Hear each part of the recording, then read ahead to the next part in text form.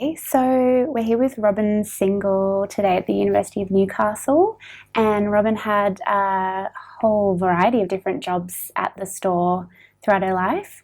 And first, though, we're going to just get you to talk to us about your early years. So maybe starting when you were born and where you grew up. You just run us through that time in your life. Okay. Well, I was born in Newcastle, Hamilton, in Fetterkern Hospital.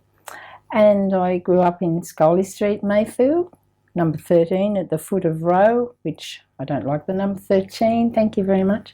My birthday's the 13th of December, and life's followed, according to that path sometimes.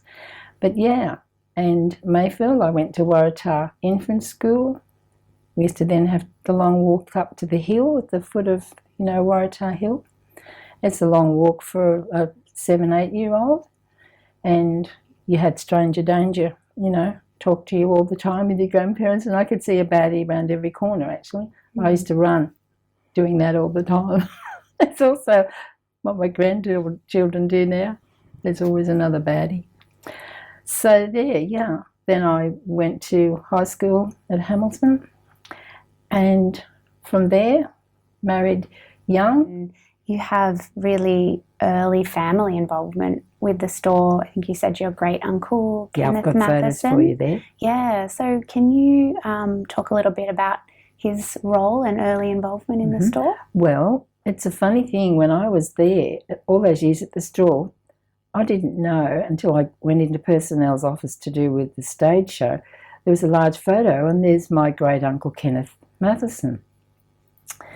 And Jean Ford, personnel, she said, yeah, that's one of the founding board members. And I thought, oh my goodness me. So from that moment on, I felt more and more proud of the store, sort of family involvement and so forth. And Kenneth Alexander was on that first board. It sort of brings it home, and with the closure now, it almost brings me to tears to talk about it because of the family connection. So I asked a couple of cousins for more information today to bring here today. And surprising, his father was Kenneth Alexander Sr., was a famous man around Raymond Terrace. He was a sculler. He traded on the Hunter River between Morpeth and Raymond Terrace, and then went to Kilburn, rode parts of an old house to Kilburn Bay to build his first little hut, where young Kenneth Jr. was raised for a number of years and so on. So, but Kenneth Alexander Jr. went on to become one of the chief lay ministers in the Methodist Church, and the city mission in Denison Street is dedicated to Kenneth. So, yeah, the stories just go on and on and on when you get down to family. So yeah, he was the sort of early decision maker. He actually set up. He was founding in 1890, when it really first began, or no, he would have come in a bit later than that. Okay. But then he died in 65, I think it was. So he was there right through the good years, where I think they would never have believed what was going to happen with the building of the likes of Kmart. And that's going to lead me for 5 seconds, if you would, to the dispatch gentleman was Charles Rudd, who it turns out his sister was married to Kenneth Alexander, the one at the store, married to his son, young Ken. I didn't know that until a few years ago, but Charles Rudd was with the store from the beginning, the very beginning, and he drove the travelling shop. And Charles finished up in dispatch. I've got a photo of him on the counter years ago. And Charles, in dispatch, helped the removal of those goods at the end. Then he went to work for the Pink Elephant Market on call if he was needed. And there you go, that's another link to my family, because I do believe he was devastated, and not long after the store closed, Charles had a heart attack because he was Co-op store. So he was Mr. Co-op store, and I consider, myself to be one of the last girls standing, which to me is a tragedy. But I think it's interesting that you have this really early connection that you weren't aware of, and then you yourself went on to work for so long at the store. So what was your earliest recollection of the store? Like, did your family shop there? Did you have that sort of attachment early on? Or? We all, Mum and Dad, we had the baker's cart and we had the milk cart, and you went into town and you got your divvy, and I saw people buying different things with it, vacuum cleaners. It was amazing. It was a great form of saving, which I didn't really know about until I was married, but being so busy getting around, I wasn't using it as much. I was relying on my mother-in-law and my mum and dad to do their shopping and to tell me about it. But when I really did realise the amount that you could save and buy with your divvy twice a year, it was marvellous. You got your petrol. I started to really go there as much as possible. Once you were married? Once I was married, young. Had really good, interesting jobs though. If we get to that first, one of my first jobs was for a debt collecting agency, a little office in just at the foot of Cooks Hill, Union Street, that fell in the earthquake, and we moved to Watt Street, and that was fine. And Ashley's Buckingham's, I went down there to do retail, and from there, married, 2 children, hard to get work in those days, but out of the blue came a girlfriend that said she had Crown land, and you could do that if you went and put your name down and filled out little spaces that were available at the time. And from the ballot, you may be given a block of land that you didn't have to pay more than a nominal amount every year, and later on you could pay it off if you want. And I was lucky enough to get one on the second ballot, and they said, you have to put something on that block in 18 months or you lose it, which is why X amount of them came back onto the market. And that led to me saying to my dad, what'll I do? I'm only casual here, there and everywhere with young babies, And he lived in Scully Street, and he said, well, you could perhaps drive a van with a bread delivery that's down at the Co-op stores, Clyde Street, where they have the horses and carts. So they do mail rates of pay too if you can get down there. So I thought, I'll go down, maybe have office work. Went down, walked in, there's all these horses. And the gentleman that took me to the office said, can you ride? And I said, I've had a couple of rides. Well, my sister's a really good rider, so we've had a little bit to do with horses. And he said, okay. I said, well, I'm here for office work. And he said, no, not at the moment. And we don't have a van. They're very, very much prized jobs. And he said, look, we have a gentleman on compensation for his broken leg. Would you like to do a little run? It's not very long. And with the horse and cart. I just remember shrugging. Up went the right shoulder, and I said, oh, okay. And your mind's thinking, oh my God, here we go. So that was it. He said, well, if you come next Monday, we'll have the cart ready and we'll take you for the first day. So that was the beginning of one of the funniest experiences of my life with a horse and cart. It knew that I had had nothing to do with horses.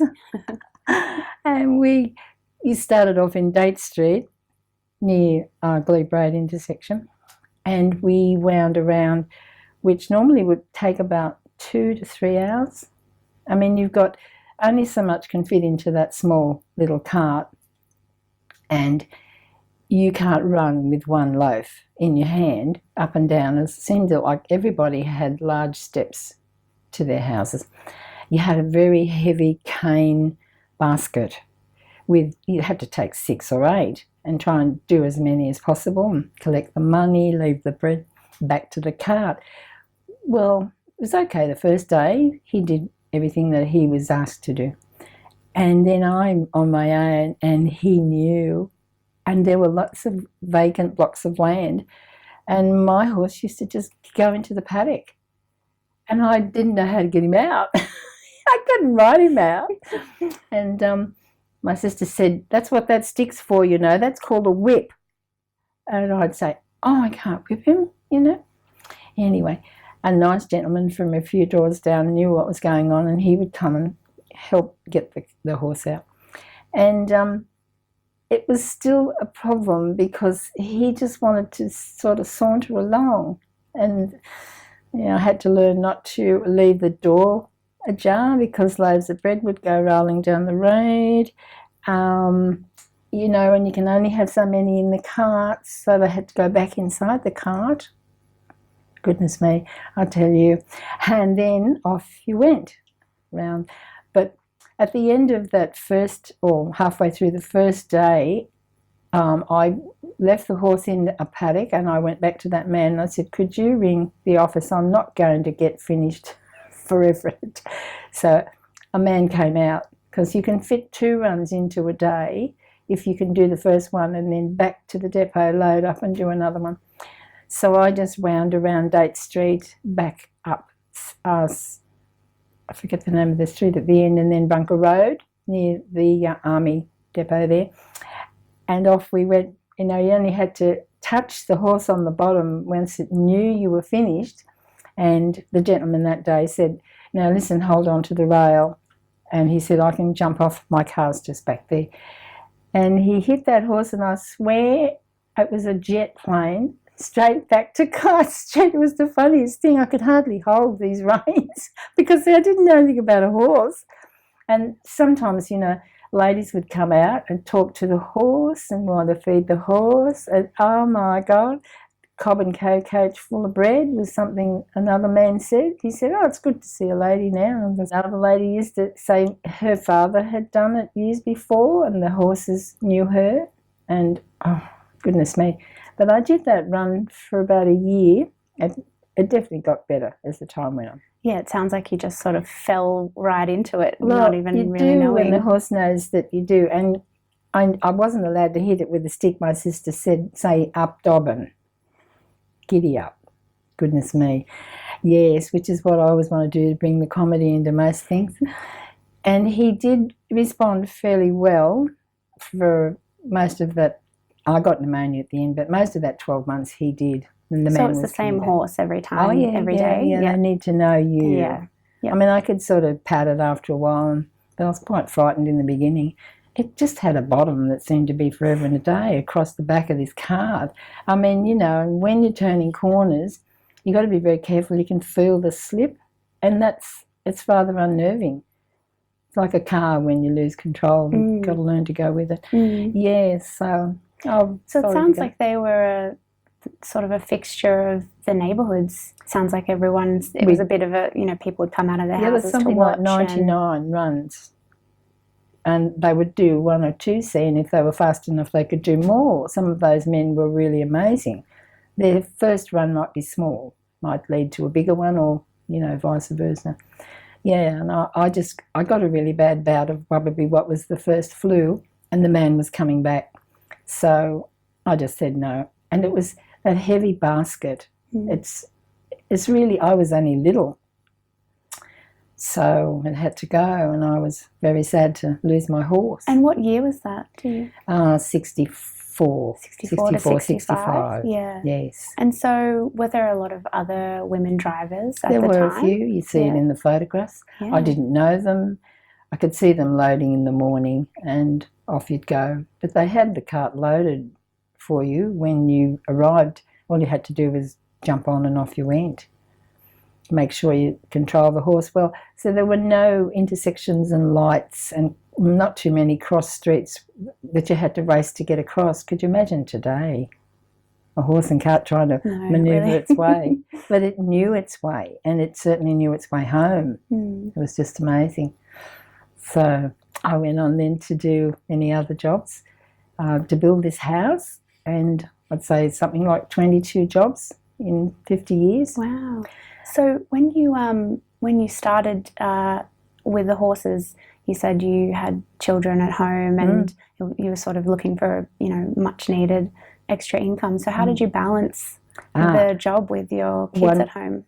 Oh, well, one wage was banked and the other one was to use, and you had to work hard. I'm interested in you working in, especially with the bread delivery, what it was like to work as a woman at the store in sort of quite a rough and tumble job. People get a lot of men. amazed.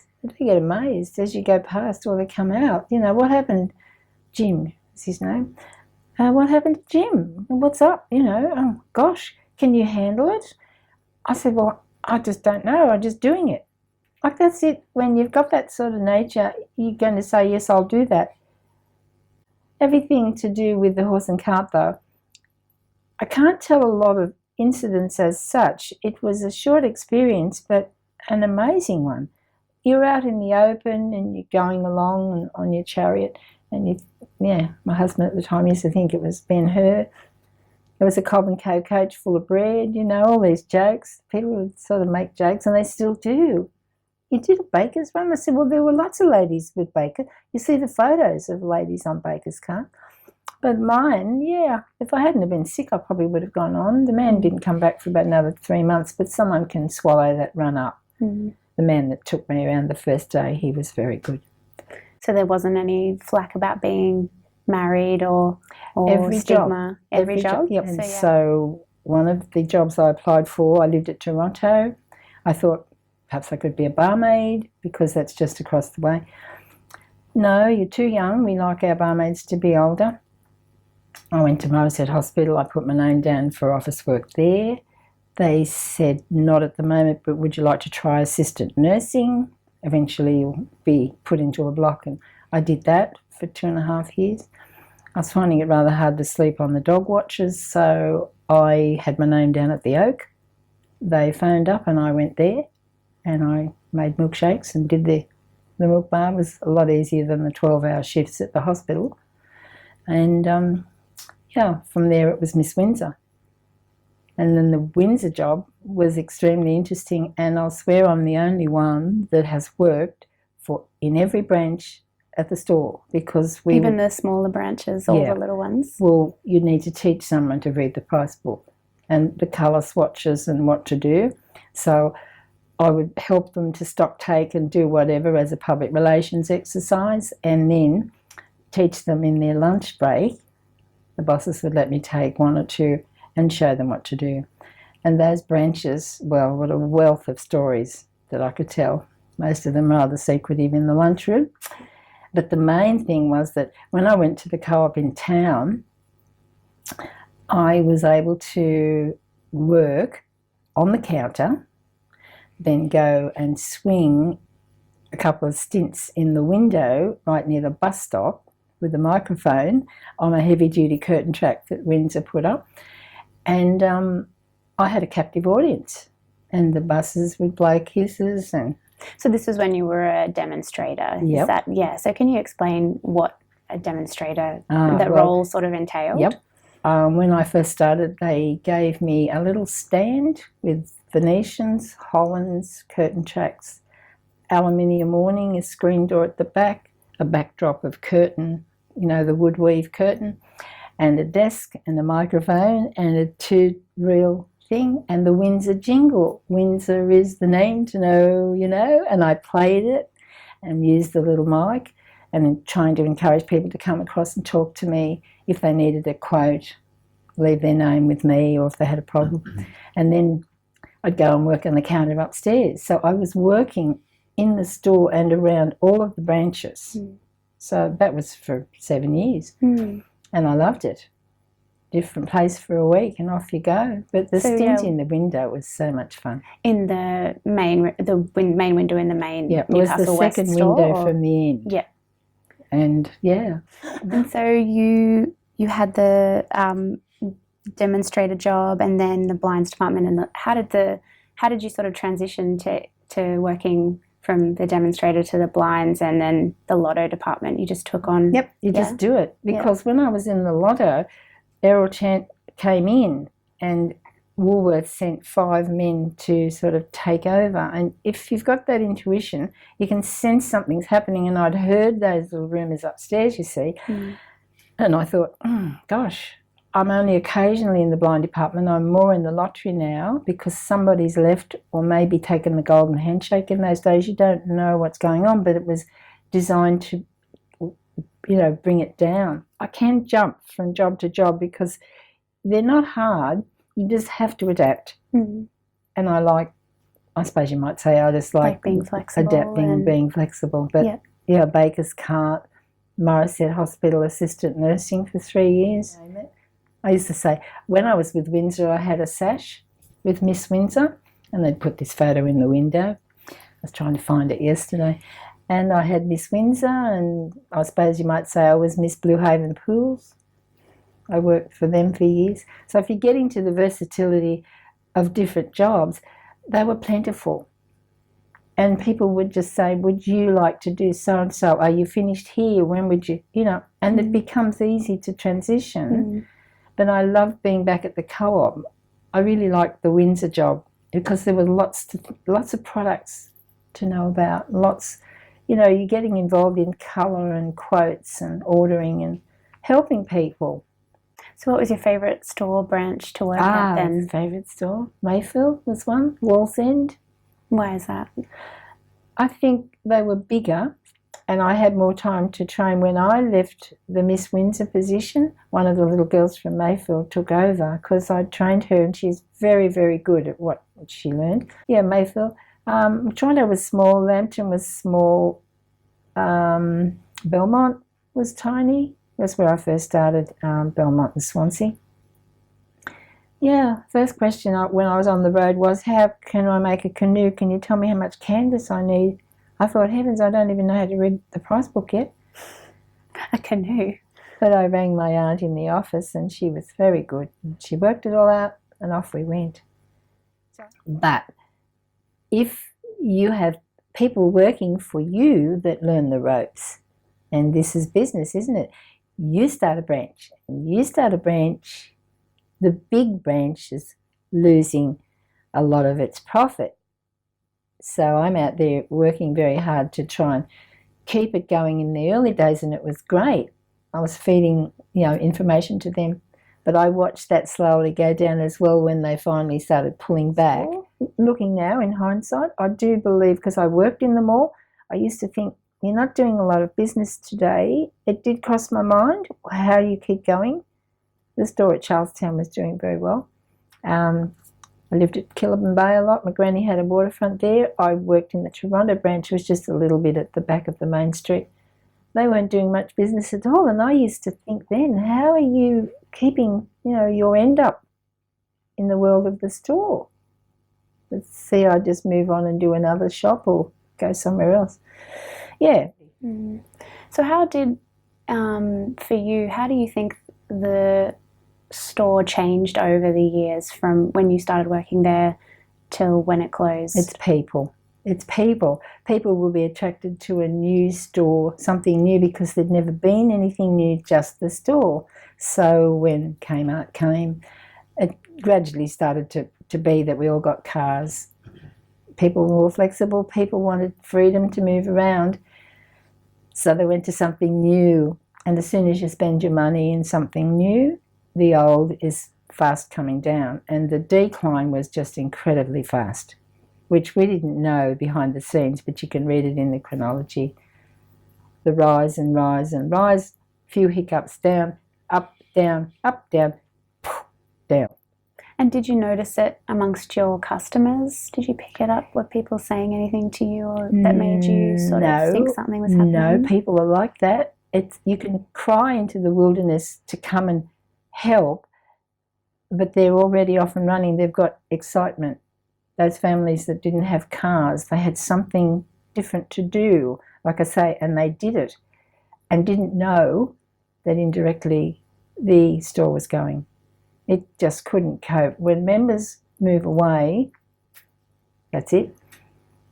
I heard a little gossip from the Bundy clock once. I was putting those plastic blinds into a stand and I heard a little gossip from two of the bosses talking outside the cash office about Kmart. And I just heard, they said, I think the writing's on the wall. I'll never forget it. And I thought, oh, no. And it was. It took another, say, 2 or 3 years, but they knew that things were happening, and I've read the reports. So it began with the drop and the appeal by Earl Chant, can you come back and help us save? But he was already there. He was an administrator. The writing was on the wall. and it was one last call. At the end of the day, you know you're going to cry in hindsight. So what do you remember about your last, you said you were there the last day at Charlestown and the last day at Hunter Street. So what do you remember about those days?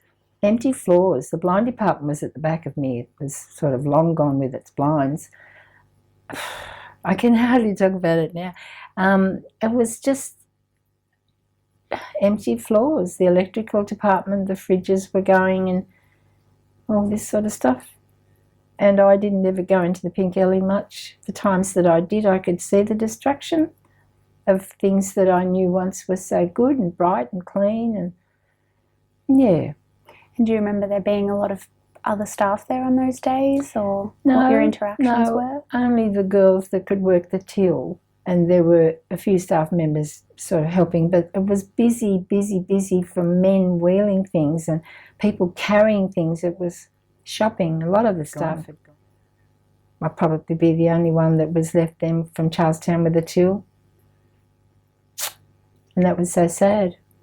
And what about at Hunter Street? Was it much the same? Or? Well, that's the one mainly. The store at Charlestown, being a brighter store, the electrical department was empty, but the last of it, when it was the day to close, it was packed up and taken to town with us and the tills, just the two girls with the till. The others had gone, which is sad, because I shopped there as well and still do in a sense, but yeah, I lived at Charlestown then and I wasn't too far from the store. Mm. So I did most of mine, because by then I felt sorry and I was starting to support it. A lot of people probably did, but it was too late. I mean, when the dividend came back to a few people, it was only a little bit to people who had small amounts left. I remember a cheque came in to me for about 500, but those that had thousands invested, I didn't have any invested, but a little bit would come back from your divvy. They didn't get it back, which you don't do in closures anyway. So it was so sad, because I'm closing things that to me by then were very important. And I closed the Hunter Street brand. I'll never forget that stock rolling by, going and leaving these vacant spaces. It was so sad. Yeah. And I could feel my uncle, I could just sense then that they would have all been in tears. And how do you think the closure impacted the community? Now it's really impacting the community, as I do know from all the store. It's hindsight, and it's sad. It's very sad. But a lot of the people that are really hurting are the oldies who shop there, but their children didn't, you see. And the oldies are fast going, as I know in the Historical Society. So those lamenting that change now, they're few and far between. When we talk amongst ourselves, the oldies, yes, they'll tell you stories, and they're very, very sad. But my Matheson family are devastated. They knew more about it than me. It's what's talked about in families, you know, and we're all talking more to each other, aren't we? It sounds like it was very much an identity belonging to the co-op and working for the co-op. Do you think that's correct? It was. It was one of the few places that you would always get a job, like the BHP. Juniors would go there and start and learn everything, do all of their practice, you know, on tills and the money, because you had to give change in those days. It wasn't until we got that electronic till that, you know, I used to say, can you add up? Can you do that? Don't do the till, just do it yourself and see if you can. That's long gone as well. Yeah. So I really do lament the store going. Yeah, and always will. Yeah, maybe we could talk about the store review, because it sounds like you were very involved in those social, cultural, extracurricular things. Well, so how did the review come about? Yeah, well, my sister worked there, and it was the first I knew. She was doing this show, and she can sing very well. So she was Hello Dolly, and I thought, oh. And then the next year, that's when I said, can I go in? And when I did, Terry said, well, you need to submit ideas for skits. The dancing's okay, you like to dance, so that was fun. And so I submitted my ideas, and one of them being to dress someone from every department. Mr. Hardware, Mr. Greengrocery. I was Miss Venetian, Vanessa Venetian. John Single made the cardboard for Miss Lily Last Straw, Felicity Fandangle. They're all in there, Vanessa Venetian. Miss Security, we dressed a man as a dog. He came woofing, you know, and all this sort of stuff. That was good. And then Terry would also have skits featuring the boys, Phil Carnell, Charlie Rudd, Dennis Roberts, so much. I said when I dressed them up, Felicity Fandangle, of course, she had a long hair with a plait and a hot point on the end of it, you know, plug me in, I go over well, you know.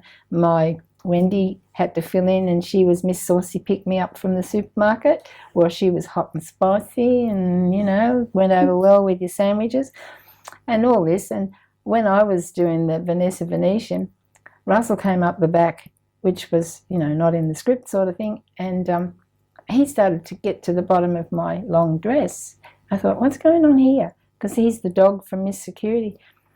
And I said, oh, because I couldn't see. I had mesh, because I was blind from the blind department, had to lead me on. And I said, oh, I can't see much, but it sure feels good. And that got the laugh, you see. That's there to laugh. Well, when it came to the last, they said, what did you do? What was your main thing in the blind department?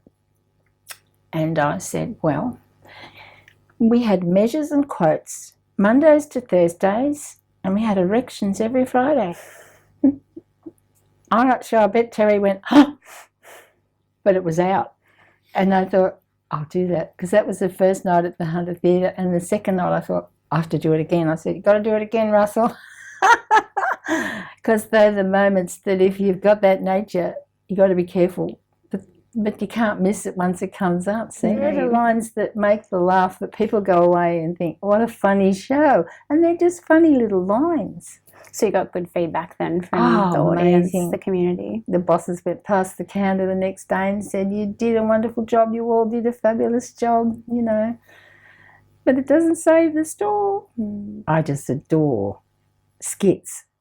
So when you see my photos, you saw Terry's, all that sort of thing. They had an amazing little lineup of ladies in the front, the young ones, and Terry's backdrops were amazing, to die for. Because the radio at the time used to say, you really need to see your locals doing this show for the store. It's a charity show and you're going to laugh.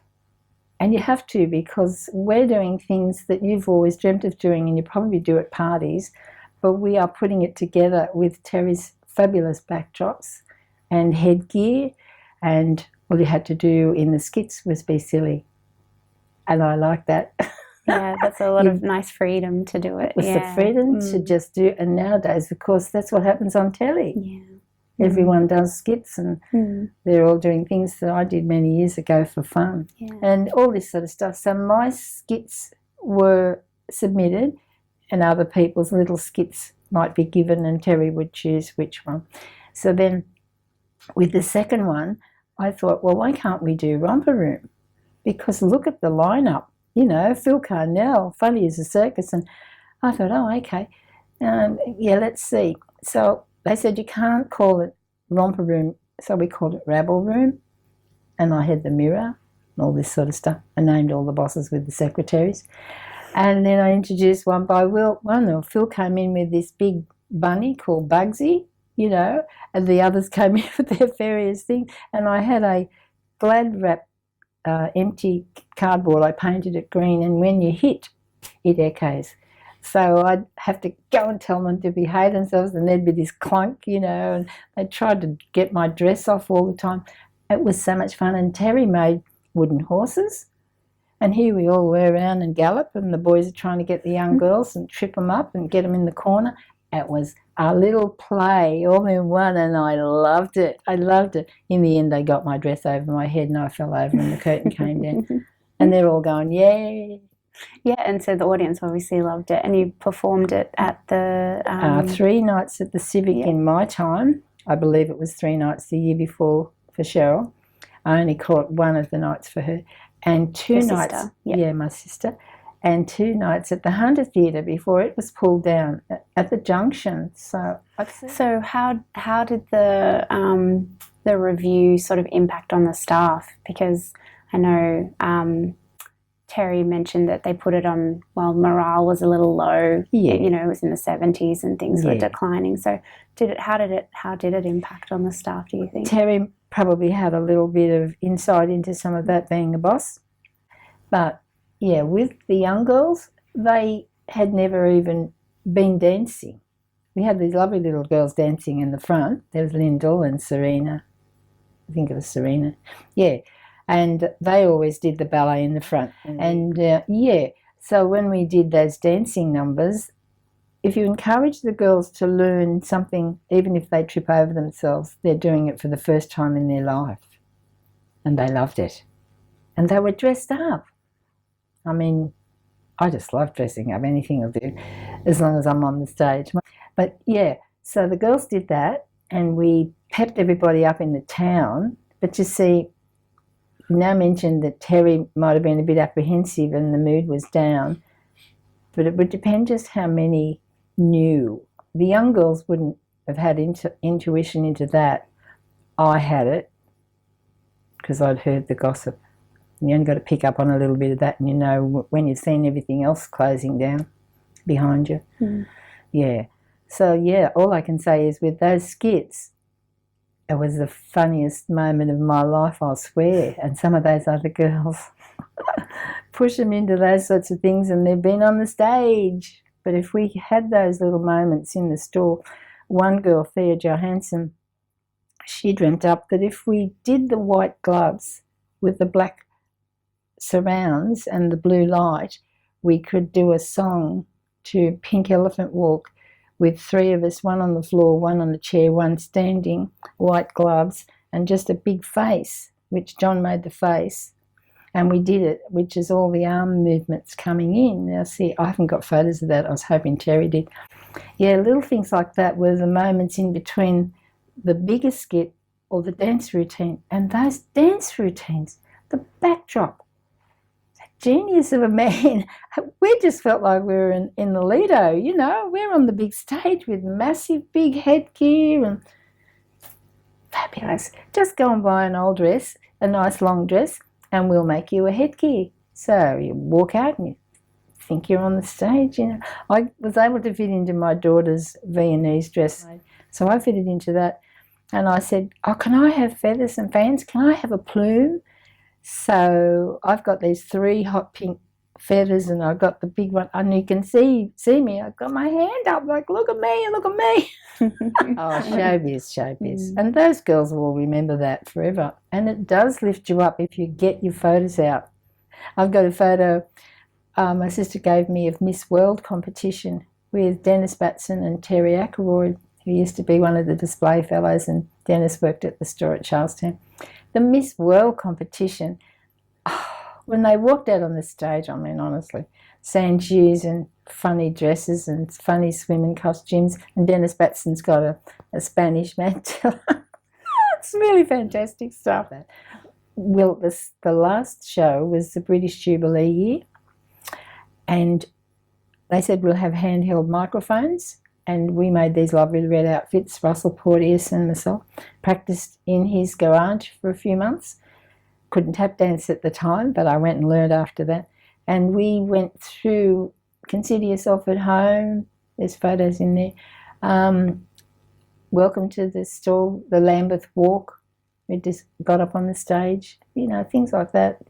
But if you go to a show like that and you know someone, or you're the grandparents of someone, it brings it all, and they love it. People love review. There's not enough of it. You keep in contact with people from the store days? Gee, I know everyone in this town, but they're younger. I was 36, they were 18. And so you might say they're busy now while I'm 79 nearly. And yeah, my memories of the store and the store on stage, I suppose, will just linger forever and a day. Sort of, you know, we've seen the demolition and everything. I wanted to know what your thoughts were about that. And I cried. And being in the Historical Society, you're driving past it all the time, and then you can imagine how we feel. We know what it was. The young ones don't. There's a lovely park. It's beautiful. It's all opened up. But as I wrote to the paper once, it's not heritage, a park. It will be known as Newcastle with a lovely park, but we were known for a lot more. In the early days, we were known for the coal. We were known for the heritage buildings that we had, the little facades that should have been saved. I mean, you watch that program, Escape to the Country in England, and everything's heritage, and you go there to see it. But you won't be coming to Newcastle to see 15 places that are spread out, and they're only tiny, and all around it you've got high-rise. It's not what it was, and it can't be, and it never will be, but we know what it was. Yeah. The town and the store, just keep the facade. Mm-hmm. I mean, so I guess in that sort of like similar vein, what do you think the legacy of the store is? The legacy for me is my family and me as Miss Windsor. I've had so much to do with it in so many ways, though there'll be a lot of people talking about it and lamenting the change, apart from like Terry, the bosses that were there at the end, and the boys that worked there. Everyone else will just say, oh, it's sad, or not have an opinion. But I think when you're sort of person that gets involved and then finds out the family's involved, yeah, to me it's sacrilege. It's family. So, yeah, thank you for having me over here today, Thank you girls. for coming. This is where I would have come if I'd have used my brains.